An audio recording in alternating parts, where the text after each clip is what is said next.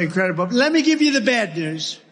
It's that for whatever reason, Brad Raffensperger and Brian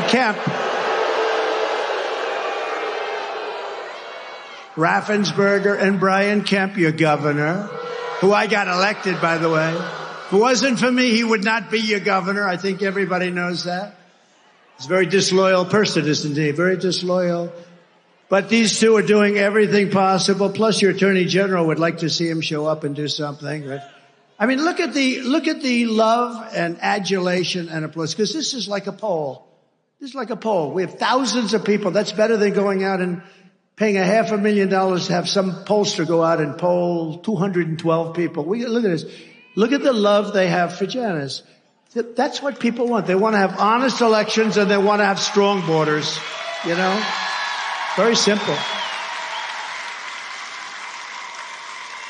But your governor, Kemp, and Raffensperger are doing everything possible to make 2024 difficult for Republicans to win. What are they doing? I don't know. They got something in mind, you know. They got a little something in mind. Kemp is very bad for the Republican Party. He wouldn't do anything. You know, we have Burt Jones over here. We have Burt Jones. All he wanted in the Senate was to have a special resolution passed, and it was all done. Every senator wanted it. Every Republican wanted it. And we have Senator Beach here someplace, too. Where is Senator Beach? Oh, I can't forget him. We can't forget him.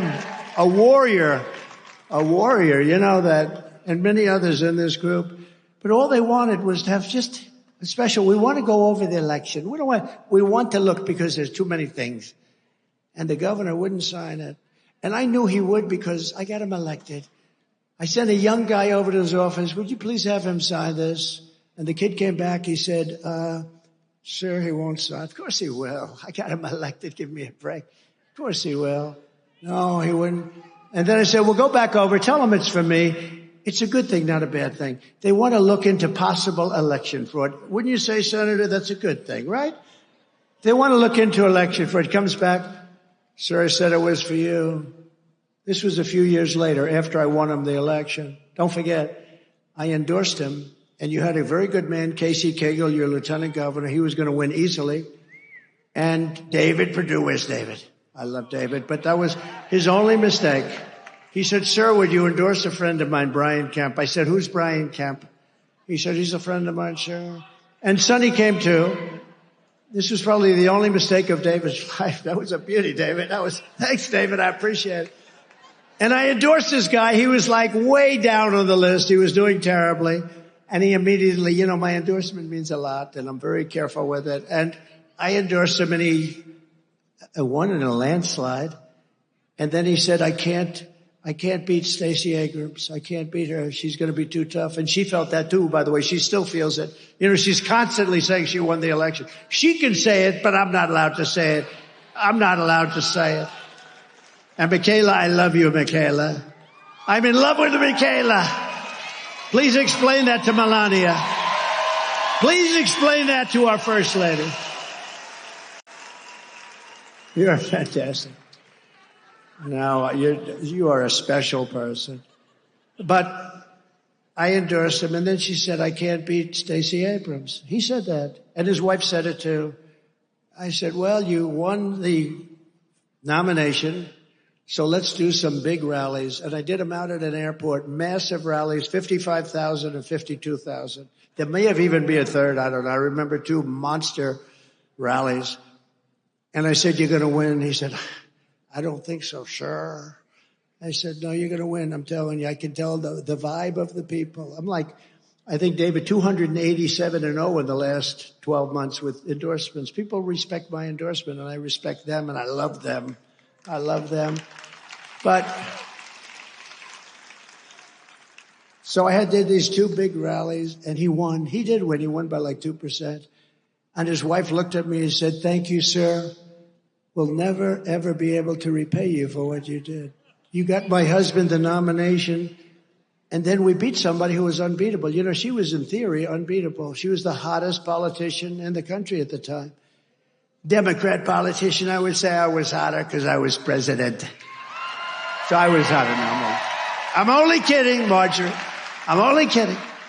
Although maybe I'm not kidding, actually. No, she was like the hottest, certainly the hottest Democrat politician in the country. And she was going wild for years. She's still going wild. She can't even believe it. But I got him by doing massive rallies. And I really worked hard. He's the most disloyal guy I think I've ever seen. But think of the wife. We can never repay you for what you've done, sir. We could have never won. And now she said 2 weeks ago that I will not endorse him because he hasn't earned my endorsement. I haven't earned her endorsement. I have nothing to do with her. Somewhere he went bad. And you know what? Your numbers in Georgia are very average. Your crime numbers, your economic numbers, all of your numbers, you're very average. You can do a lot better, and you'll do a lot better with a better governor. You can do a lot better, just so you understand. But I don't want her endorsement. I don't want his endorsement. I just want them to do their job for Georgia. And you know what? He's the governor. He ought to support his Republican Party, because if he doesn't have his Republican Party, I could tell you where he came from, and it wasn't good. And you have a great leader of the Republican Party right here. Stand up, please. He has done an unbelievable job. And he has to work like hell with a governor that doesn't help him. And Raffensperger ought to make sure that the vote is honest. And they don't want the vote to be honest. In my opinion, they want us to lose. That's actually my opinion. And we can't let that happen. Because if we lose Georgia, we lose the whole thing and our country goes to hell. Because we can't have her be president of the United States. She's grossly incompetent.